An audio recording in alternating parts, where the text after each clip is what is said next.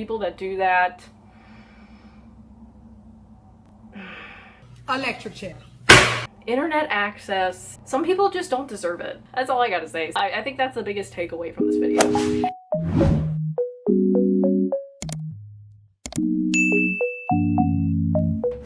Hi guys, I'm back. If you know me. Hey. But if you don't know me, hi, I'm Ashley. I actually have a main channel where I talk about a lot of music related topics such as, I've got physical examples today, y'all. Wow.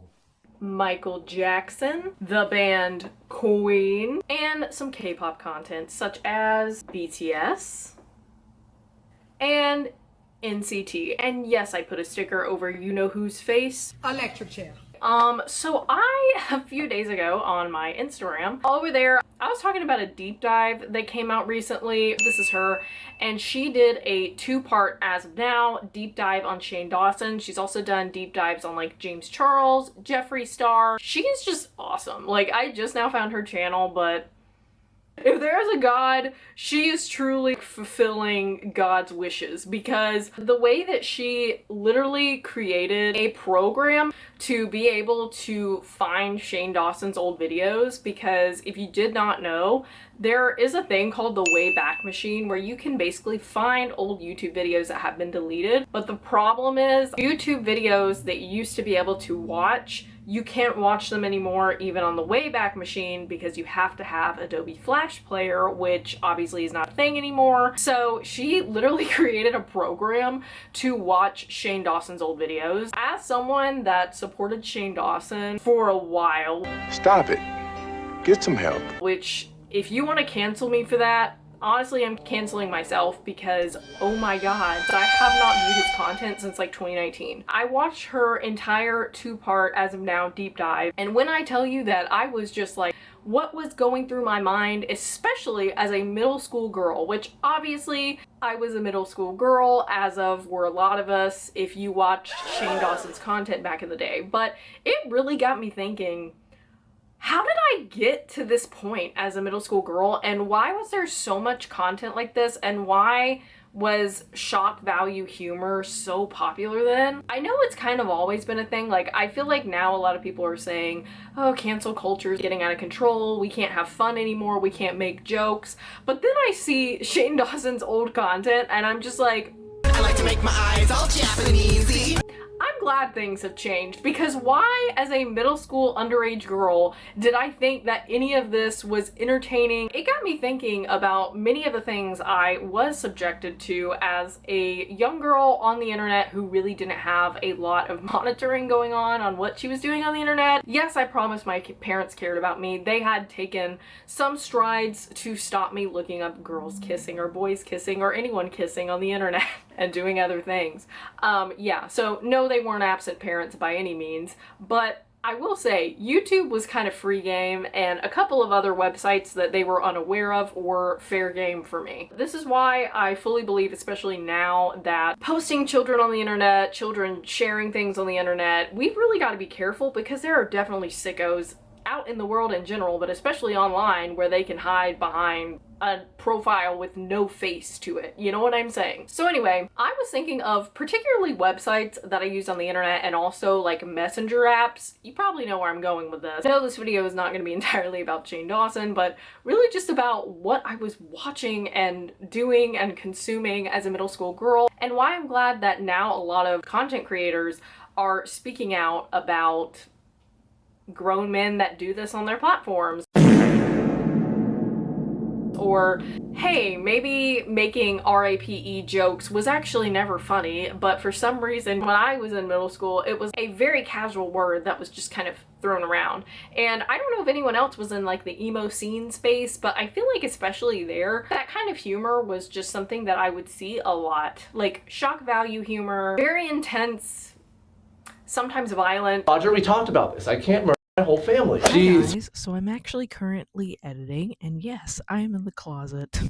Not in real life though. Happy Pride! Be who you are. Even though it was last month, but hey fellow bisexuals. But there were two really crucial people no, two really crucial people that I left out of this video, and I have to add them in, especially if you were in the emo scene space, like I said. So the first one we're going to be talking about is Destry Smith, who is actually a part of Des and Nate, which was him and Nathan. I don't really know what happened with Nathan. I know he dated Leah Monster Bunny, I think, and I'm pretty sure she has left social media, and I don't know about Nate, but I do know that Destry Smith literally has videos on YouTube right now about allegations and claims against him. I actually haven't watched this video yet, but dear God, the comments are insane. I do know that he released an apology video because I was actually following him at the time. I followed him right up until whenever the allegations against him came out, and then I decided to unsubscribe,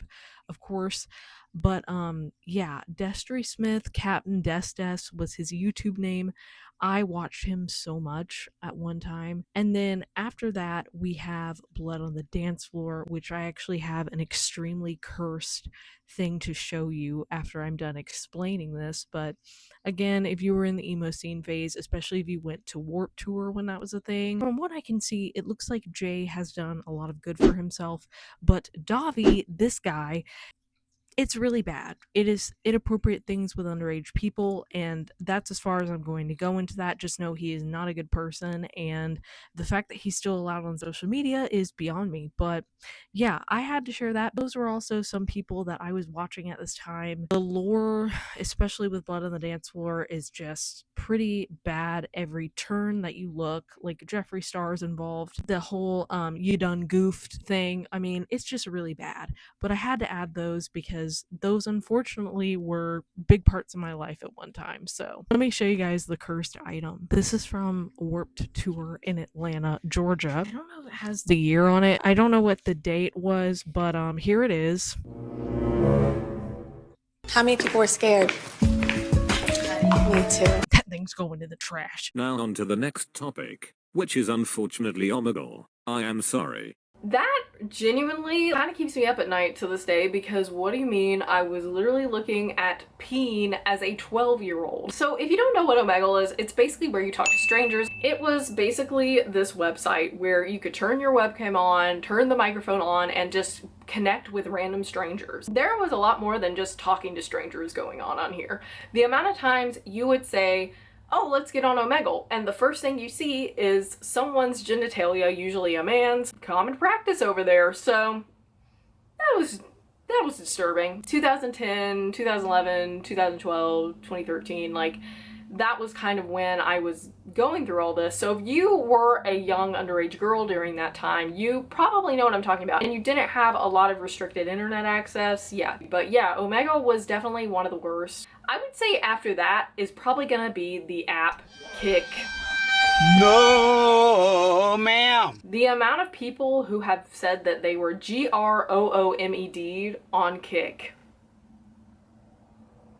It unfortunately was a very common thing. People would get in contact with random people on Kik, and oftentimes these guys would be like in their 20s, some even worse, in their 30s, 40s. I don't think I ever tried to have a relationship with someone in their 20s. I will say, even if I didn't want to do that, there were definitely men that were seeking that kind of thing out. And luckily, I never pursued it, but you can imagine that if you are that age and you usually are naive, you may end up doing something like that. And that's not your fault. That is the grown adult that's deciding to prey on you's fault.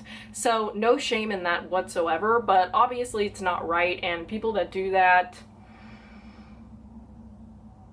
some grown men don't deserve internet access. I think that's the biggest takeaway from this video. And it's not always just men. There are definitely women that do it too, but I think speaking towards a lot of young girls on the internet, it was usually always creepy older men. So I know that some people may say that Snapchat would be a choice. I actually don't have a lot of bad experiences with Snapchat, because at that point I was in high school, and I'm not kidding, I literally dated one person in high school, and I only talked to my friends and you guys on my YouTube channel. I have unfortunately received some DICK pics on there, but it's actually from people that I met on Omegle, so it's linked, okay? Call the police. we would be having a normal conversation and I'd be like, oh, you're cool. Like, because when you disconnect on Omegle, you may not find that person again. So sometimes you would share social media handles so you could find each other afterwards. And so I did that a lot. And unfortunately, some of the people that I would do that with would end up ultimately sending DICK pics on Snapchat. So that's really my only bad experience with that. Otherwise, I really wasn't talking to dudes like that in high school. Honestly, I wasn't really talking to them like that in middle school, but just because I wasn't actively seeking to date someone or start like romantic conversations with someone, that did not stop the creepy men on Omegle or the creepy men on Kik from reaching out. Electric chair. I'm trying to think what else was really bad. I mean, just the overall YouTube culture, I feel like, was very different. Shane Dawson, obviously, watching this deep dive series, I was just like, I remember watching this in middle school. Very creepy. I mean, there is a big part of the video that is dedicated to minors and interactions with minors, and it's just really uncomfortable to watch. It seems like the goal for a lot of YouTubers then, which is kind of still the case now, but I feel like it's gotten a little less intense because more people are speaking out on, hey, we should probably be careful what we say and do on the internet, and certain things are not jokes. And especially if you have a younger audience, like, really think about what you're saying, because some of the stuff that people joked about back then is really not funny and never was, but it was more socially acceptable then because not many people were speaking out against it, or those that were, it was overlooked by the people that were doing all these things. I feel like shock value and just being as obnoxious as possible was very popular on YouTube when I was in middle school. Not to say it still doesn't exist. I mean, the Paul brothers, Jake and Logan Paul, that wasn't really that long ago, and they were nuts. And we know the whole David Dobrik situation. I mean, I did use Facebook, but had a relatively decent experience with that as a child. I played a lot of Farmville, I know that much. I feel like I'm probably forgetting something, but I can always make a part 2 to this if you guys like this video. But I think those were the major ones. MySpace was a little bit before my time, so not so sure about that one. Y'all let me know in the comments, like, I, live in the US, so maybe there's some other app or website that y'all came across and you're just like, how is that even allowed? How did someone not get in trouble for reaching out to me as a middle schooler in a very inappropriate way? You done lost your damn mind. Unfortunately, there's always going to be creeps in real life and on the internet. I am glad that a lot of creators seem to be standing up for the right things now, because in middle school, when I would see people laughing about like RAPE jokes online or really finding Shane's like racism or something funny, I would be like, well, they find it funny, so, which is a horrible way to think. But as I got older, I realized, wow, that's really messed up, and I really should reevaluate what I was watching and realize that I probably shouldn't support this person anymore. And I don't wish anything bad on Shane by any means. I just don't think I will ever engage with his content again. I just wanted to share this and share my experiences online as a middle school girl, and how I'm glad that, yeah, some things aren't changing for the better, but I feel like creators speaking out, especially big creators on YouTube, speaking out against influencers or social media users doing really bad things online and things that could potentially harm underage people especially is really important. So I just wanted to share this video. Y'all let me know in the comments if your experiences, if you feel comfortable doing that.